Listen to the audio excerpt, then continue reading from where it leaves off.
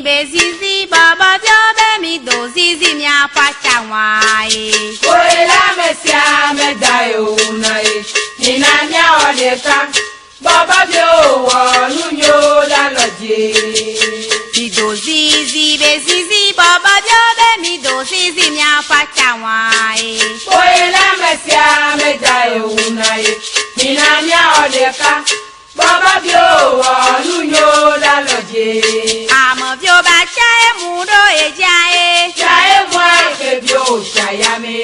Amo bio ba chae mudo e jae. Chae mwa ke bio chayame.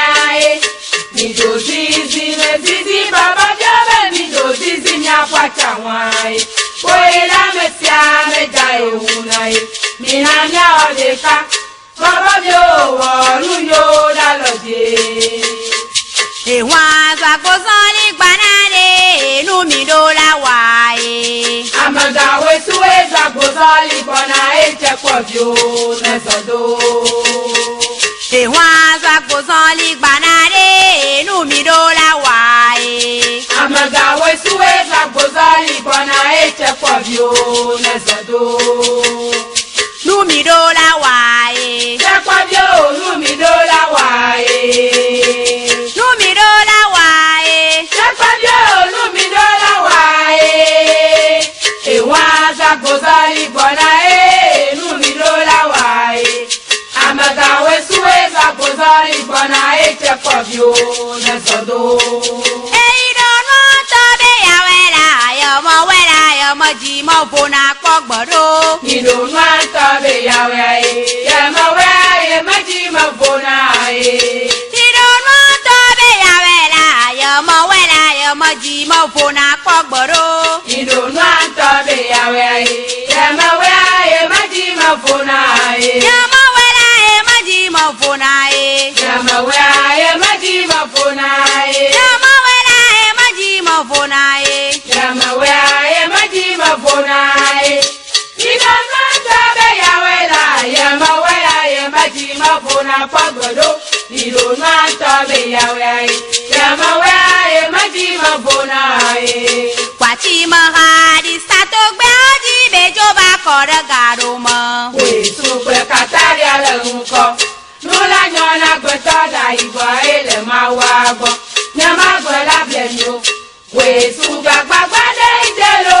Nyama wa sogbe wa chibi oleto e. Kwachi mahadi sato gbe oji bejo ba kore garo mo. Wesupe katari ala nko. Nula nyona gbeta da igbo ele ma wa gbo. Nyama gbola blenyo. Wesupe gbagbade idelo. Nyama wa sogbe wa chibi oleto e. Kwesube bobo yara no jae. Amo bibaje idae. Kwesube bobo yara no jae. Amo bibaje ida. Gamale isi hala bodo iya. Nipa be hama boda siza. Gamale isi hala bodo iya. Nipa be hama boda siza. Oda fire pe aye menya wa gosai. Oya ye be ya kama magbela kwada mo kogboje abobo. Probe ya idiae. Proba gomela idi ukra ho. Probe ya idiae. Proba balwa idi ukra ho. Krobe ai jae. Ababa krobe la idi ukra ho. Probe ya idiae. Proba balwa idi ukra ho. Krobe ai jae. Ababa krobe la idi ukra ho. Probe ya idiae. Proba balwa idi ukra ho. Miawezo kaka be miawezo egba kro vivi donama. Miawezo. Chakwabe baba miawezo nudela madesia miana weka bamajo. Miawezo kaka be miawezo egba kro vivi donama. Miawezo. Chakwabe baba miawezo nudela madesia miana weka bamajo. Miawezo. Chakwabi o miawezo. Miawezo. Yaoha o miawezo. Miawezo. Pade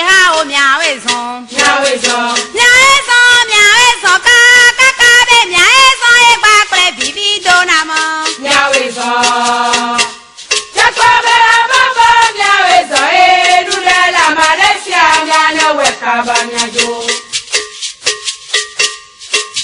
Amama la tora gbadona be chakora chavaya mo. Jona chakwa biola yawe. Maukwe itata vile kama china gesyo. Amama la tora gbadona be chakora chavaya mo. Jona chakwa biola yawe. Maukwe itata vile kama china gesyo. Lama mo towe nublanyi mo wana miaolo. Nubaka nyama wai. Nyama jivi evi magana gbeai. Mama lo towe nu sisi mo wana miaolo. Nubaka nyama wai. Nyama jivi evi magana gbeai. Mama lo tole gbedo la me chapala chawayama. Doda chako viola yawe. Maukwe itato vile kama china gesyo. Chakoma tukbawe wajo milo. Wajo miawe mi uloko de hamana makpo. Agbeya ole nyao mi wa glora hame. Chakoma tukbawe wajo milo. Wajo miawe mi uloko de hamana makpo. Agbeya ole nyao mi wa glora hame. Wake sobe gomi dora kosae. Apo kise de gbe gbenyona emi amenwe agbeala. Chakwa bioba gomi dora kosae. Apo kise de gbe gbenyona emi amenwe agbeala. Takwa batu bawe wajo milo wajo miawe mi wa glora hame nyakwa. Agbeya ole nyao mi wa glora hame. Sramada basukuna elo nukama kwala sroma nyayama. Sramada bazukuna elo nukama pole sromenyayama. Sramada basukuna elo nukama kwala sroma nyayama. Sramada bazukuna elo nukama pole sromenyayama. Aglama gwachoba la kona droma. Tahola patame amakango. Aglama gwachoba la kona droma. Tahola patame amakango. Agbagbe kaka do kula koma. Madetala bagoma sopwani. Nulola gbama ozunu gbagba. Kakala gbama joba to de biaye. Neza lelele nule jolo nukama pole sromenyayama. Sromada bazukuna elo nukama pole sromenyayama. Mara bobo bo enu de joro nukama kwala sroma nyayama. Sromada bazukuna elo nukama pole sromenyayama. Mara lelele enu de joro nukama kwala sroma nyayama. Sromada bazukuna elo nukama pole sromenyayama. Tasinya obube da maboe. Laoya obi bede mabo. Tasinya obibe da maboe. Laoya obi bede mabo. Sipa gbede. Yanuba kwe. Tasinya obi bede mabo. Sipa gbede. Yanuba kwe. Tasinya obi bede mabo. Tasinya obube da maboe. Laoya obi bede mabo. Tasinya obibe da maboe. Laoya obi bede mabo. Sipa gbede. Yanuba kwe. Tasinya obi bede mabo. Sipa gbede. Yanuba kwe. Tasinya obi bede mabo. Papa toma be nyavidele isi amaga toma be. Nyavidele isi la bogba be akoma ne miaso. Yabo gbanda meda medara ibaba jao.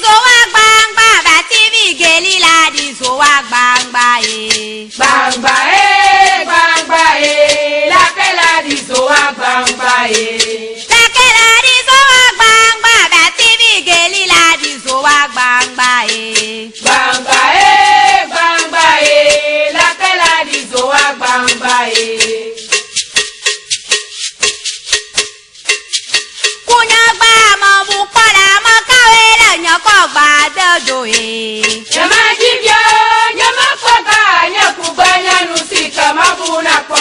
Jibi wela kwa unchi ya banyonala. Kana mesia kugba zi, nyakugba leka nogbe aole. Kunyagba mabukola makawela nyakogba dodo e. Nyama jibia, nyama kwaka, nyakugba nyanusika mabuna kwa. Jibi wela kwa unchi ya banyonala. Kana mesia kugba zi, nyakugba leka nogbe aole. Amala mowe nyariga.